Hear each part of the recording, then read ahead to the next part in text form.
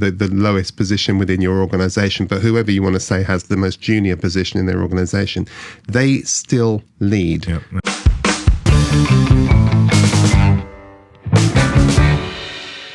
Would you say that the leaders are more important in this role than the C-suite, than the senior team?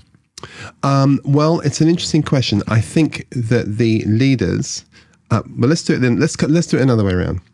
I think we probably should say that the notion of attributing someone the title of leader is to some extent a misnomer, because in inclusive organizations, people lead from every seat in the business.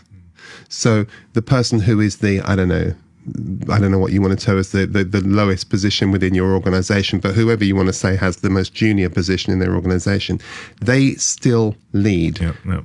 Number one, they lead themselves, but number two, they're leading on the values and they're leading on the example. So now, in terms of accountability and authority and influence, that's a different point. But I wouldn't say that the C-suite are more important than the management team or more important than the individual contributors. I would say that they are partners or they're inclusion peers, but they do different things.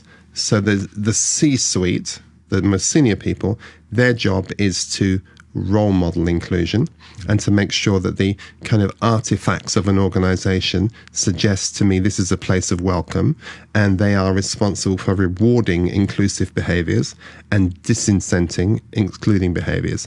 So their role is crucial. But then the manager population, the middle, their role is to curate inclusion. So unless they curate and sustain an environment of inclusion, what the C-suite have done doesn't quite work. And then the grassroots, everybody within the business, they have to manage their own inclusion. So think about inclusion like you might think about braiding hair. Literally, you have to untangle the hair. So firstly, it's nice and straight, and then it's in 3 bunches, the top, the middle, and the grassroots. Which of the 3 braids is the most important? The answer to that is the one that's not attached properly.